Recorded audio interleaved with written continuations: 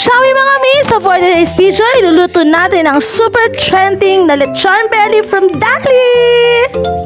At dahil 10,000 subscribers na tayo sa YouTube, naisipan kong bumili na netong pinaka-trending sa lahat ngayon, lechon berry roll ng Dali! At ayun ang pinakamaganda sa kanya dahil di mo na kailangan palambutin. Malambot na yan sis, ipiprito mo na lang. At para medyo healthy living naman tayo for today's video, naisipan kong i-air fry na lang ang ating lechon belly. Syempre nilagyan ko muna ng foil para pagluto na hindi tayo mahirapang tanggalin.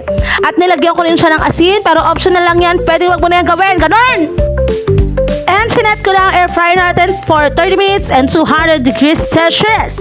After 30 minutes, ayun, sobrang nakakatakam na siya, girl. Sabi ko sa'yo, parang gusto ko na kumain itong mga oras na ito. At syempre, kailangan natin siyang baliktarin para maging crispy yung kabilang part niya. Again, for 30 minutes and 200 degrees Celsius. May natira nga rin pala akong patatas kagabi. Binamad ko lang sa asin at tubig for overnight. At mamaya, ipiprito rin natin yan. Wow! So yummy!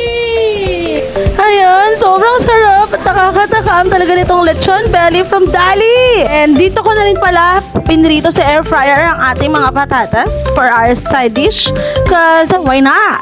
So ayan, sinet ko na ulit ang ating air fryer for 15 minutes lang kasi baka masunog naman ang ating patatas. Hindi magugustuhan ni Sarah yon. Chares! At dahil baka hindi kainin ng bagets ang ating lechon roll, nag-isipan ko mag-adobo nitong sitaw. Super dali lang nito, mag-init ka lang mantika, ilagay ang butter, ilagay ang bawang. Ayan! Ilagay ang sibuyas, kamatis, nor cubes, 4 cubes ata yan. At ilagay na rin natin ang sitaw. Oh yes, baby! At syempre, sunod na rin natin ang toyo. Ayan, konti lang. And ang ating suka. Ayan, konti lang din. And mix guys. Nalagyan ko na rin ng paminta at konting sesame oil, pampabango. Chares! Konting kulo, and then luto ang ating adobong sitaw together with a lechon belly roll, together with the crispy potato wedges. Charing, may pagganong-ganong kapmari. Ayan, so ayan, kain na. Try na rin to guys. Siguradong masasarapan kayo. Good for 3 to 4 packs. Enjoy!